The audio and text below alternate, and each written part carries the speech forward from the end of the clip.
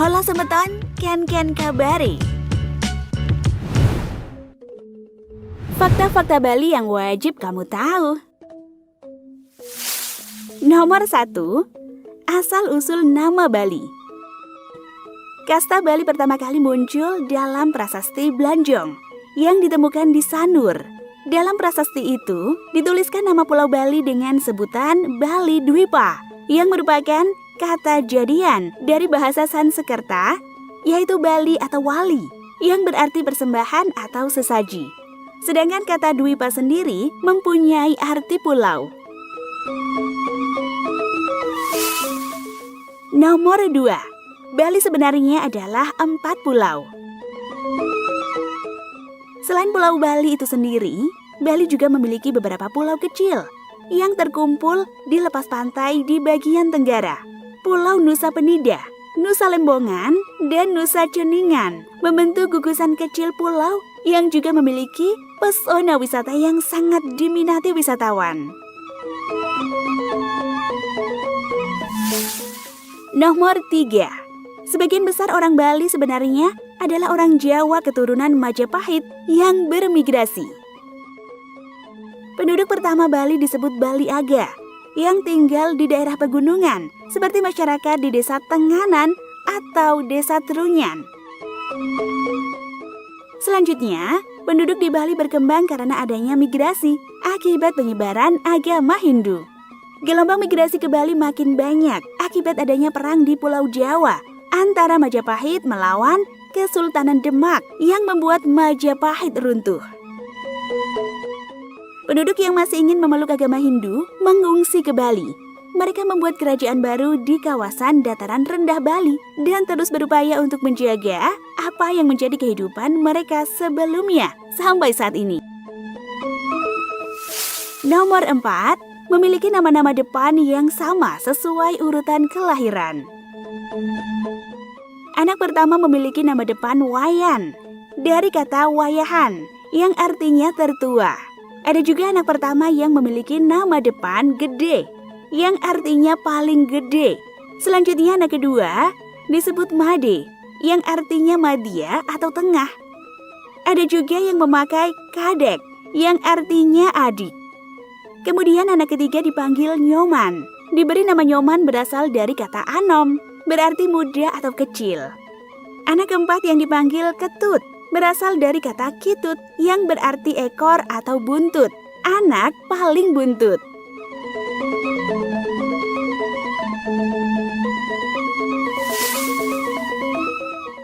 Nomor 5, memiliki hari libur yang banyak. Bali sering dipelesetkan dengan kepanjangan banyak libur. Iya, Bali memang memiliki banyak hari libur.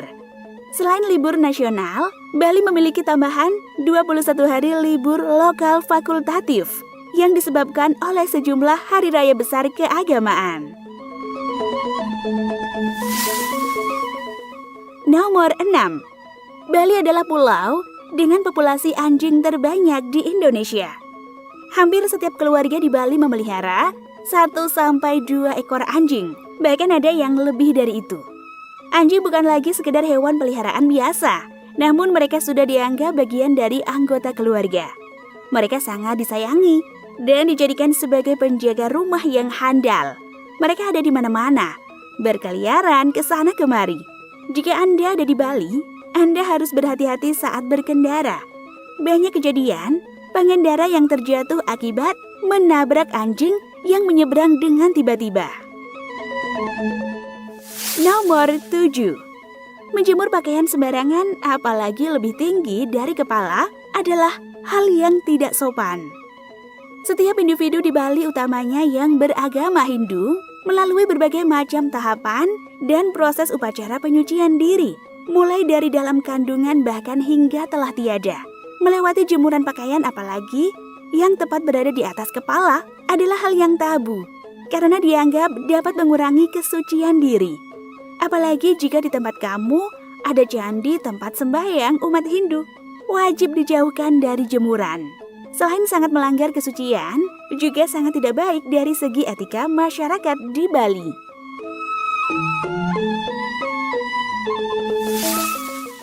Nomor 8. Hari Raya Nyepi menjadi inspirasi dunia untuk mengurangi polusi.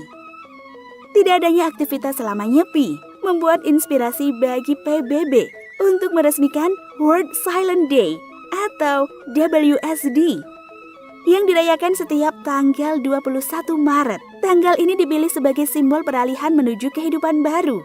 Walau hanya sehari, Hari Raya Nyepi dapat mengurangi berbagai polusi, seperti polusi udara, polusi suara, dan dapat menghemat bahan bakar dan listrik yang cukup banyak. Nomor 9. Sesajen di mana-mana. Kalau kamu jalan-jalan di Bali, pasti kamu akan menemui cukup banyak sesajen yang bertebaran. Dari yang besar hingga kecil, sesajen bisa diletakkan di mana saja. Bisa di candi-candi, pohon, patung, atau yang diletakkan di pinggir jalan.